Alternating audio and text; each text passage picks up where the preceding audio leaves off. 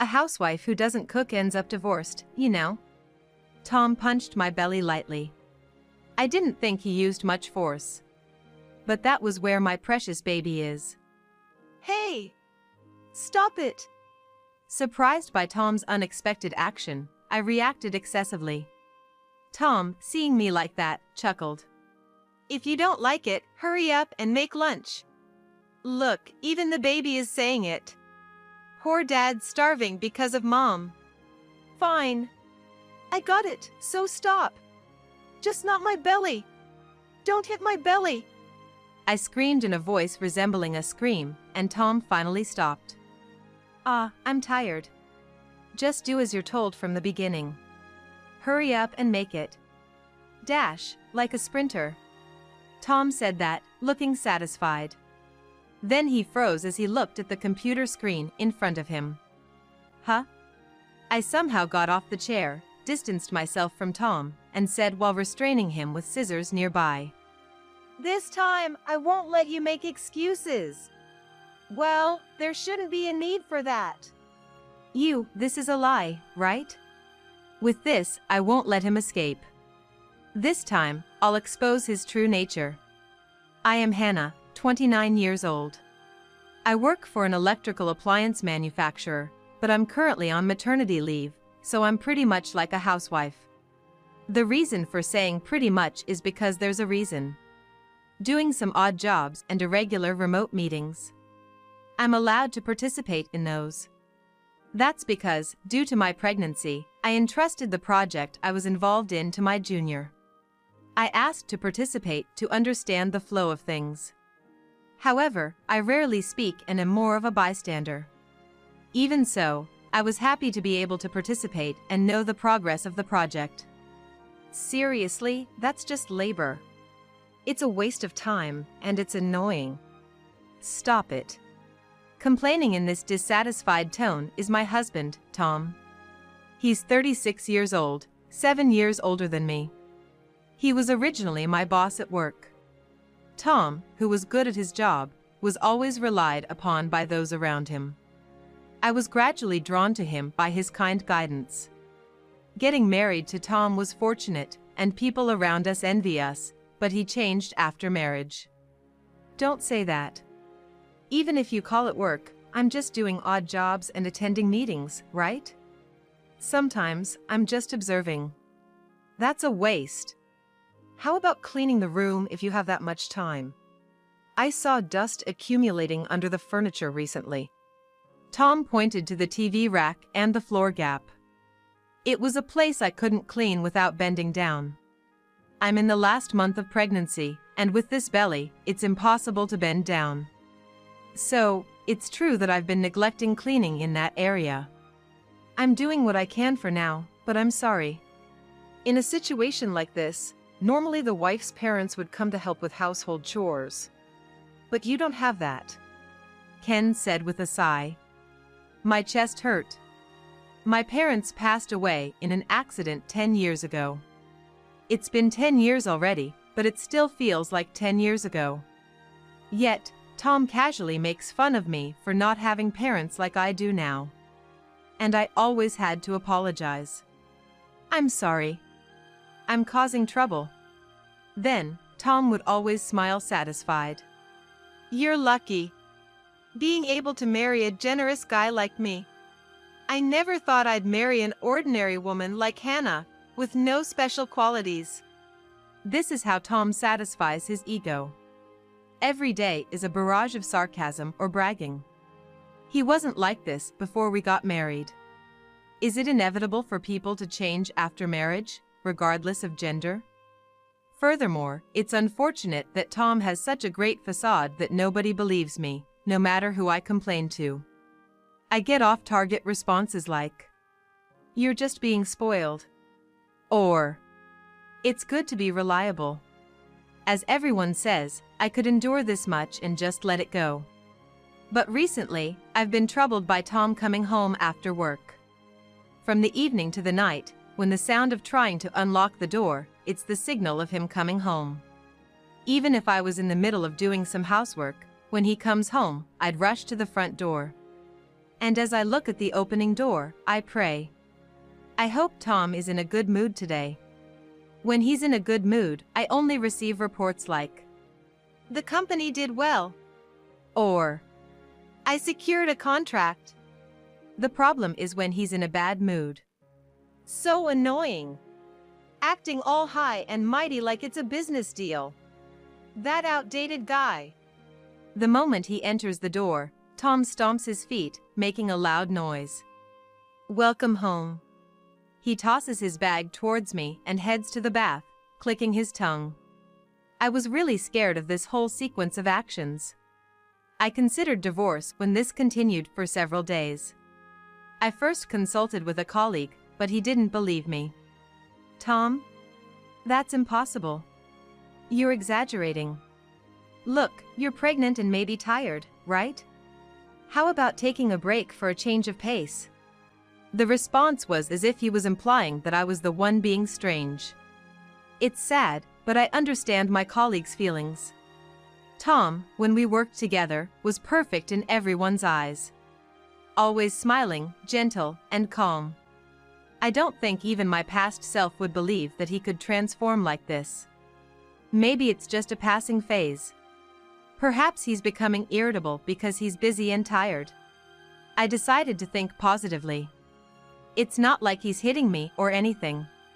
When he throws things or shouts, my body flinches, but he has never physically harmed me. Someday, he'll return to being the kind person he used to be. I hoped and prayed for that. No one would believe that Tom has changed. But except for one person. That's my Uncle Bob. My grandparents live far away, and my parents passed away. After the accident, I was left alone, but I had one reliable relative. That's my Uncle Bob, my father's younger brother.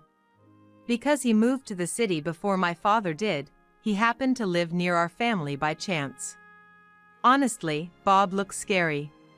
He's 6 feet 3 inches tall and has a good physique, so just standing there, he exudes an intimidating presence. However, he's incredibly kind and a wonderful person on the inside. When I was young, instead of my busy parents, Uncle Bob would often play with me. Back then, I thought of Bob as unemployed. That's how much he kept me company. I think he cared for me like a real daughter. You know, I was the first one to hold Hannah in my arms. He often joked like that and bantered with my father. So, after my parents passed away, it was indeed Bob who supported me. In my days, Bob took care of most of the procedures for me. When I didn't even feel like eating, he would make light meals like oats porridge or soup. I remember that I couldn't really say it was delicious, but I inadvertently put it in my mouth.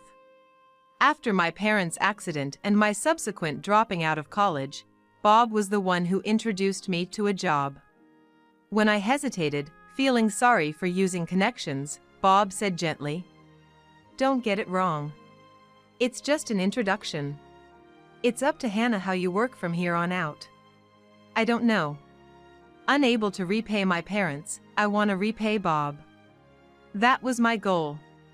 I had put up with a life with Tom, who just spewed abusive language. But one day, Tom finally raised his hand against me. At first, it might not have been intentional. Tom was in a worse mood than usual that day, and I knew I had to be careful. But I was also not feeling well and didn't have the patience. So, I inadvertently muttered to the point against Tom, who would pick on everything. "Oh, shut up." The moment I said that, I knew the room had frozen. I messed up. I needed to apologize quickly. I immediately apologized, but it was too late. A magazine flew right by my face. Tom had thrown it in anger. "Hey! What did you just say? Did you call me noisy when I came home tired? Hey!" From there, it was useless to say anything. Tom kept throwing things one after another. Fortunately, he had rational, even though seeming crazy. Everything he threw was light or thin. Maybe because he had done it once, the threshold had become lower. From that day on, Tom, though weak, would raise his hand at me over trivial things. Scared, I thought of consulting Bob. Actually, Bob worked at the same company as us. He had introduced me to this company because he could be flexible with various things in the company. Tom hadn't said anything about Bob, so he probably didn't know they worked at the same company. But I had introduced him once, so he recognized Bob as my family. I was sure Bob would believe me. I had that kind of conviction. But, unfortunately, Bob was on a business trip abroad at that moment. Worried about me, Bob offered to listen to me over the phone if that was okay. For a moment, I thought I should lean on him, but Bob is that Bob. If he knew my current situation, he might rush over. That wouldn't be fair to the company and Bob. Helplessly, I decided to wait for Bob to come home. By the way, I also consulted my colleague and friends, but nobody believed me. Moreover, somehow, the fact that I was talking about Tom reached Tom himself. Tom apparently laughed sadly, was like, "I intended it as a form of physical closeness." Everyone completely believed this excuse. Thanks to that, I ended up being treated as just an overly self-conscious wife. One day, as I was working in my room as usual, Tom came by.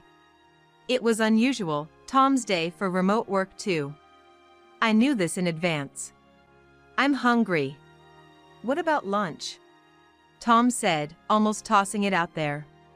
"Oh, just wait a moment. I'm working."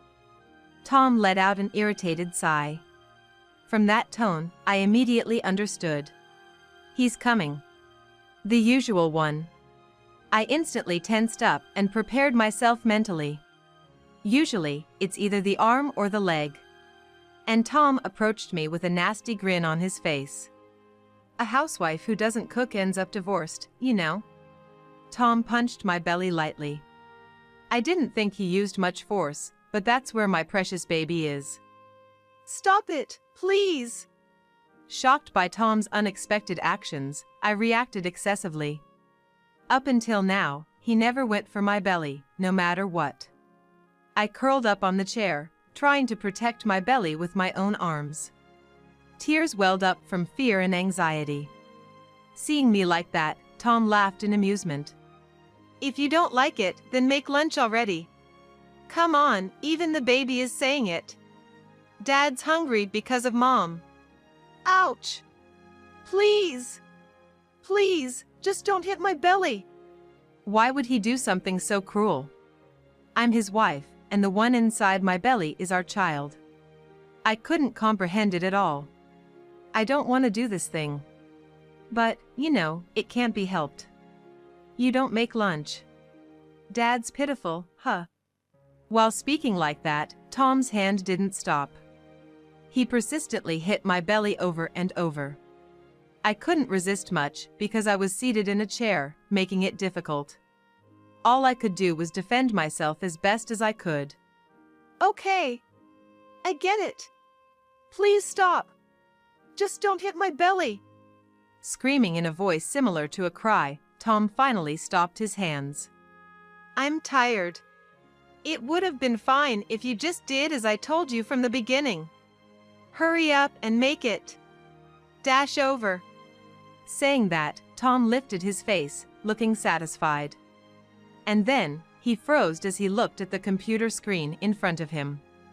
I somehow got off the chair, distanced myself from Tom, and said while restraining him with the scissors that were nearby, "I won't let you make excuses this time." "Well, there shouldn't be a need for that." This is a lie, right?" Answering Tom, who was all pale and flustered, was a person on the other side of the computer screen. "I want to believe it's a lie too. I never thought you'd be such a despicable person." The one holding his head in his hands on the screen was the department head. Several other employees were looking at us with disgusted expressions. "No, it's not like that. I didn't hear anything. Yeah, I was set up. I was tricked." Tom clung to the computer, almost groveling to the department head. "You have a bad reputation. Didn't I tell you? I said I was in the middle of work, So wait. I didn't lie or deceive anyone. If that's the case, then say you're in a remote meeting properly. If you did that, then Tom started to say, then stopped himself, his face pale with realization. He was about to say, if you did that, then I wouldn't have hit you. He's a guy who cares a lot about appearances and what others think. Tom, a sly and cunning man, he wouldn't even rouse his hands against another person's or utter foul language at work. That's why nobody would believe me even if I complained. I felt a sense of despair at that time. However, after some thought, I realized something. If they wouldn't believe me, I needed evidence. Since I found out that Tom had a remote meeting today, I had secretly planned to expose his true nature. I just didn't expect him to attack my belly. It was my fault for being careless. Anyway, everyone at work is witnesses, so there's no escaping this now. Let's get a divorce. I don't want to see your face anymore. No way! Hannah, without you, As Tom uttered these pitiful words, someone started knocking at the entrance. As I was about to go, Tom stood in my way, trying to obstruct me. Wait! We're in the middle of a conversation. Is it okay to raise your voice like that? The computer is still connected. Oh. I quickly slipped past the distracted Tom and rushed to the entrance. However, I was caught before I could get far, and my arm was grabbed by him. Stop! Let me out! This place is out of sight from the computer, just perfect. Hey, let's come up with an excuse together. Should we make it a prank? That's the safest bet. It's more credible if you say it, so tell everyone. No, I won't. I don't want to gauge your mood anymore, be treated like a slave, and be dominated by fear. Someone, help! I screamed in my mind. At that moment, I heard a rattling sound from the entrance, and the door swung open vigorously as someone entered from outside. Seeing the person's face, I collapsed on the spot in relief. Are you okay, Hannah? It was my Uncle Bob, who apparently secretly joined that meeting. He had watched the video and rushed to our house immediately. Luckily, the front door was left unlocked. Does it hurt anywhere? How about your belly? Bob rushed to my side, pulling me away from Tom. And then Bob shielded me with his back. Thanks to Bob's broad back, I couldn't see Tom. Most likely, Tom couldn't see me either. Hi, Bob. You're Hannah's uncle, aren't you? Long time no see. As I secretly glanced from behind Bob, the cunning Tom offered a forced smile. Bob, straightening his posture, looked down at Tom. Bob is taller, making Tom appear very small and delicate. Hannah, can you stand? You should rest on the sofa over there. Ignoring the Tom, Bob moved me to the sofa while supporting me. Sitting down brought some relief. Tom tried to approach me, but Bob stopped him with grim face. Rest for a bit, then let's go to the hospital just in case. That's too much. It was just a little shove. It's part of our intimacy as a couple.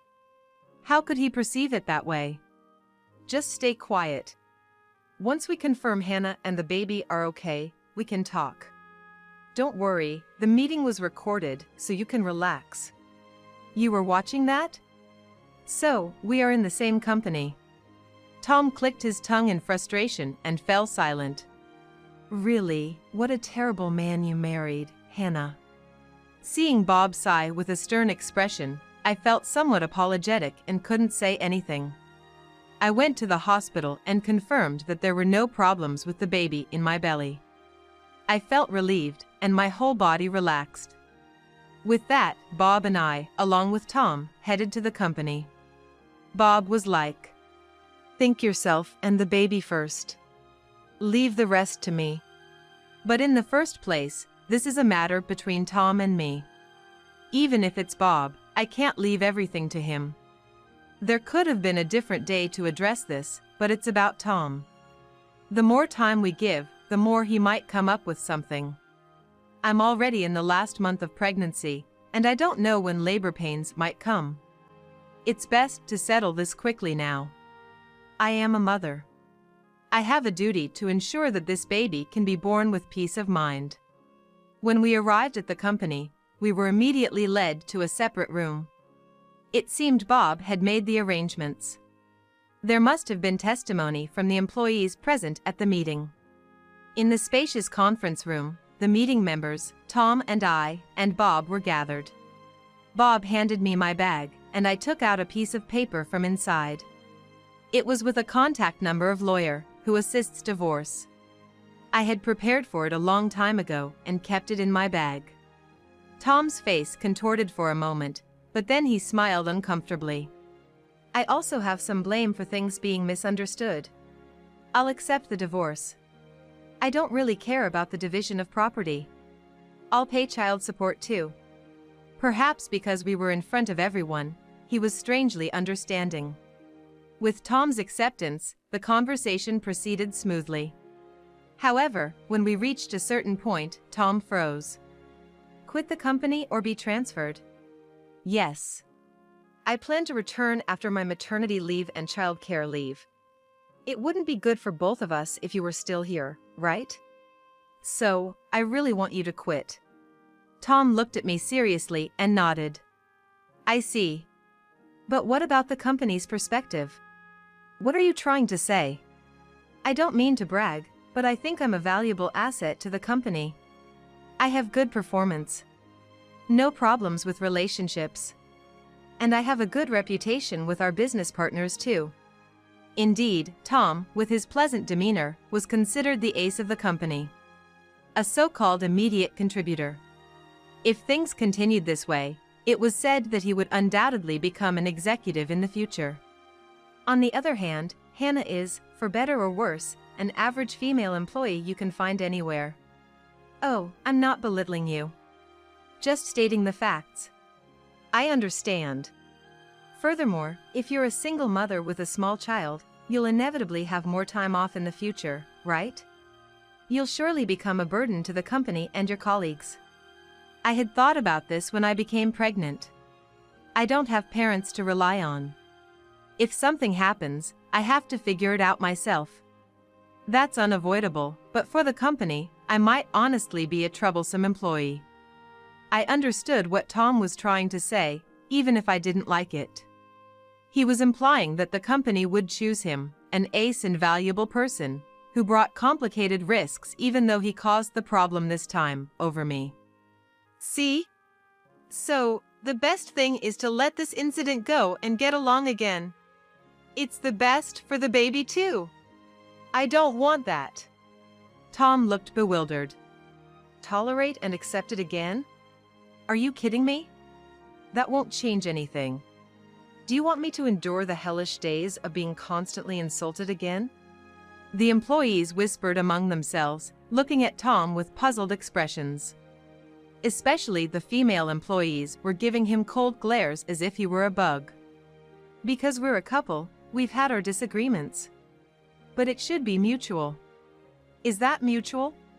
The ratio is way off, don't you think? I was always the one being pushed around. As I retorted, Tom seemed unable to hide his agitation. You're like a completely different person. What happened to you, Hannah? Well, until now, I've been patient. I had hoped that you might change someday. But I never thought you'd lay a hand on our baby. The surroundings' gazes became sharp in an instant. Tom chuckled sheepishly. Sweat trickled down his forehead.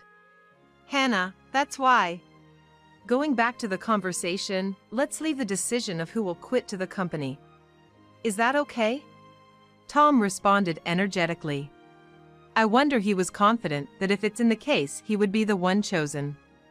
Well then, we'll proceed with the divorce right away. Thanks for your efforts. Starting now, you and I are strangers. Hang on, Hannah. Goodbye. I wanted to get away from this person as soon as possible. With my Uncle Bob accompanying me, I went to consult with the lawyer for divorce process. By the way, the Tom seemed to have some strange confidence, but his resignation was certain. It's a bit underhanded, but Bob is our president, in other words, the head of the company. Since the president is on my side, I already know the outcome. It feels a bit unfair, though. Muttering that, Bob furrowed his brows with a stern expression. What? The one at fault is that guy. He doesn't even remember the face of the company's president, let alone act like he's some valuable talent. So arrogant. I vented a bit to Bob. His face turned red with anger. Thanks to talking a lot, I felt refreshed. So, on the way back to home, we had a conversation eagerly anticipating the birth of my baby. I have no more worries. I can give birth in peace now. A few days later, I gave birth safely.